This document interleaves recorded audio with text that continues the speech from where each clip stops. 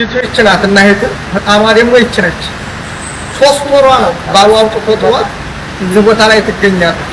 በዚህ ሀገር ወንዶች በዚህ መልኩ ነው ያንቀላቱ ልጅ እየወለዱ ይጥሉ ይታደሉታል እንጂ አይታገሙትም። ነአምባባ ነአማማ እያለ 9 ወሯ እስከሞላ ምጧ እስከመጣ አረብ ስትንከራተት የነበረ እህታችን ምጧ ሲመጣ በወለዴ በ3ኛ ቀኗ ባሏ አውጥቶ ጎዳና ላይ ህፃኗን ልጅ ከጣላት ልክ 3 ወሯ ማለት ነው። ሳዑዲ አረቢያ ውስጥ በዚህ ሁኔታ ነው እየተካሄደ ያለው። እውነት ለመናገር እህቶቼ ሳይገባችሁና ሳታውቁ ቀርታችሁ አይደለም፣ ግን አረብ ሀገር ላይ ሆናችሁ ያልሆነ ትዳር መስርታችሁ በእናንተ ስህተት ምክንያት ደግሞ ልጆቻችሁን አጥታችሁ ፈተና ውስጥ የምትከቱ እህቶቼ ከዚች ትማራላችሁ ብዬ አስባለሁ። እንግዲህ አባት ተብዬ ልጁን የወለዳት ልጁን የገዛ ልጁን አብራክ ፍክፋውን የራሱ ደም ስጋውን አውጥቶ ከጣላት ህፃኗ ልክ አሁን 3ኛ ወሯን አስቆጥራለች ማለት ነው። ልጅ የምትበላው የምትጠጣ የለም። እናት መጫት ናት፣ አራስ ናት። የራስ ወጉን ሳታገኝ እንደ ሴት ልጅ ሳትከበር እንደ ሴት ልጅ ሳትታረስ የራስነቱን ማንነቷን ሳታውቀው በጎዳና ላይ ይኸው እየኖረች ትገኛለች ማለት ነው። ታዲያ ይሄ ለምንድን ነው? እህቶቻችንን ያልሆነ ትዳር በገባችሁበት ሰዓት ይሆናል ብለን ስንሞክረው ሳይሆን ሲቀር ደግሞ ልጅ መፍጠራችን ቢቀር የተመከረ ነው ብዬ አስባለሁ። ማንቻችንም የራሳችንን ዘር መፍጠር እንፈልጋለን። ማንቻችንም እንደ እናት ልጅን አቅፎ መሳም እንፈልጋለን። ነገር ግን በእኛ ስህተት ወይም በእኛ ደካማነት ልጆቻችንን አጥተን ማስፈተን እውነት በጣም ነው የሚያሳፍረው። አባት ታዲያ በዚህ ሁኔታ እሱ ዛሬ ትልቅ ሰው ሆኖ እሱ ዛሬ ባለቤት ሆኖ ባለገንዘብ ሆኖ የወለዳትን ልጁን ገና መላይካዋን ገና ህፃኗን ልጅ አውጥቶ ጎዳና ላይ ካሳደራት ልክ 3 ወሯን አስቆጠረች ማለት ነው። በዚህ ሁኔታ ነው ያልሆነ ትዳር ውስጥ የገባችሁ እህቶቼ ራሳችሁንም ማንነታችሁንም እያጣችሁ ያላችሁት፣ ክብራችሁን ሴትነታችሁን በጣም እየተዋረዳችሁና እየወረዳችሁ ያላችሁት ማለት ነው። እውነት በጣም የሚያሳፍረው ሴት ልጅ ባሏ ሲያከብራት ነው ሰው የሚያከብራት። ባሏ ሲያከብራት ነው የባሏ ቤተሰቦች የሚያከብሯት። በዚህ ሁኔታ እሱ አውጥቶ የ3 ወር ልጅ የማን ነው የ3 ቀን ልጅ አውጥቶ ጎዳና 3 ወር ያሳደረ ማለት የሷ ቤተሰቦች ደግሞ የሱ ልጆች ይቀበላሉ ማለት በጣም ነው የሚያስጠላው። ታዲያ እህቶቻችን እኔ አላቅም ማለት አንቺ ትዳርን ትፈልጊያለሽ፣ ባለ ትዳር መሆን ትፈልጊያለሽ፣ ትዳር እንዲኖርሽ ትፈልጊያለሽ፣ ህይወት እንዲኖርሽ ትፈልጊያለሽ። ግን አንቺ ያሰብሽው ህይወት አልሆነም፣ አንቺ የጠበቅሽው ህይወት አልሆነም። ግን ያ ህይወት ካልሆነ ደግሞ ያ ህይወት ማቋረጥ አለብሽ። ግን አንዳንድ ሴቶች ምን ያደርጋሉ? ባሏ እንዳገኝ እንደሚሄድ ያውቃል። ባሏ እንደፈለገ ሴት እንደሚቀያየር ታውቃለች። ባሏ ውሸታም መሆኑን ታውቃለች። ከሷ ጋር ደውሎ ሌላ ውሸት ነው የሚያወራው፣ ከዛችኛቱ ጋር ደውሎ ሌላ ውሸት ነው የሚያወራው። ግን ሌላ ሴት መታ ወንድ ነው ብላ ህይወት ይሆነኛል ብላ ስታገባው እሪ ትላለች። ፀጉሬን ንቀሉት፣ ሩሄን አውጡት፣ እሱ የኔ ነው አንቺ አታገቢውም። እንዴት እሷ ጋር አየሁህ? እንዴት ከሷ ጋር እኮ አይሆናትም ነበረ። ለሷ እኮ ፈታኝ ባል ነበረ፣ ለሷ እኮ ጥሩ ባል አልነበረም።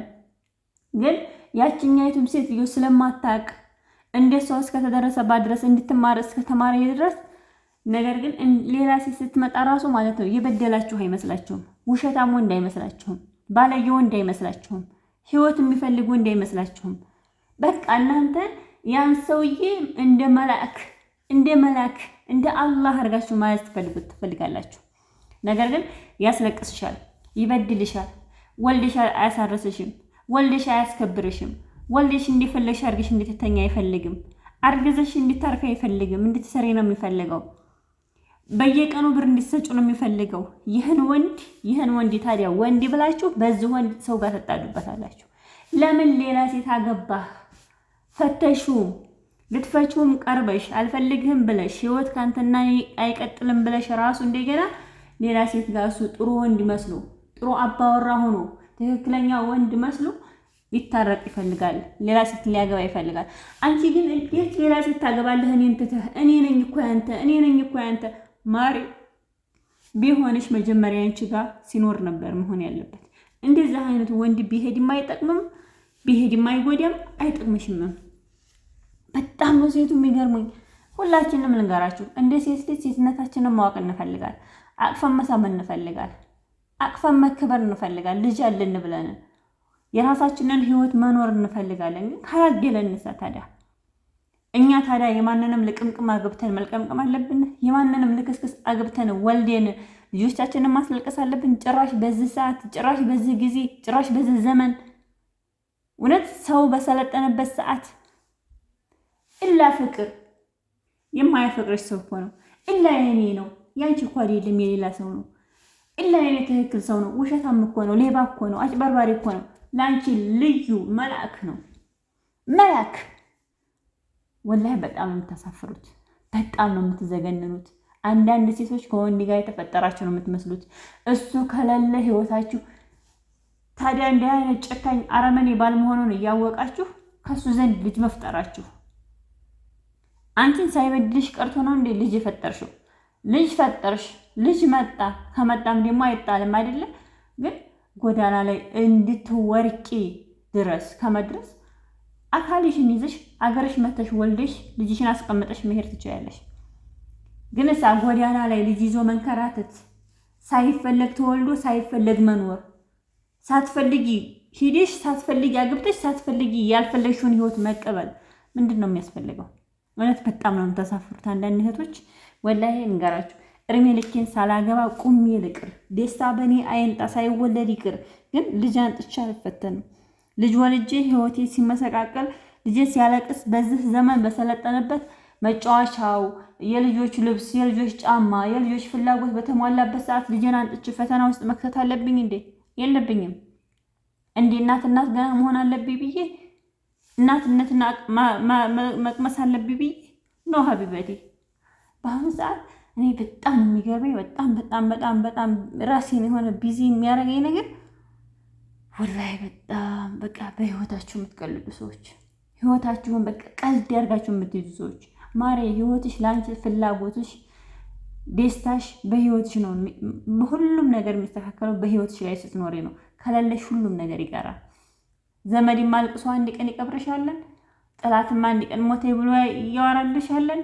ኸላስ አንቺ መህለል በሽ ቀረሽና እባካችሁ ጥንቃቄ አድርጉ። ያልሆነው እንዲያገብታችሁ የኔ ነው ከምትሉ ያንቺ አለመሆኑን አውቀሽው ያንቺ እንዳላደለ ነግረሽው ራስሽን አሳምነሽ ህይወትሽን ብቻሽን ሰንቀሽ ኑሪ። አትሞቺም፣ እውነት አትሞቺም። ሞት ካንቺ ጋር የለም፣ ሞት የለም። የምትሞቹ ኢላ አላህ ሲፈቅድና አላህ ዛሬ ቀንሽ ናት ሲልሽ ነው እንጂ ሰው ሲሄድ ሰው ሲመጣ ማንም ሰው የሚያልፍለት የሚኖር የለም። ራሳችሁን ጥንቃቄ አድርጉ። በዚህ ሰዓት ልንገራችሁ፣ ስትኖሩ ለራሳችሁ ኑሩ። ወላሂ ለራሳችሁ ኑሩ። ኢላ አንዲ ምንም ነገር የሌለው ሰው ታገባላችሁ። ኢላ አንዲ ምንም ደህና ሀሳብ የሌለው ኢላ አንድ ለሰው መልካም የማያስብ ሰው ታገባላችሁ። በራሳችሁ ቁማችሁ ትቀራላችሁ። ከዛ ጎዳና ላይ ወርቅ ስታጭ ትገኛለሽ።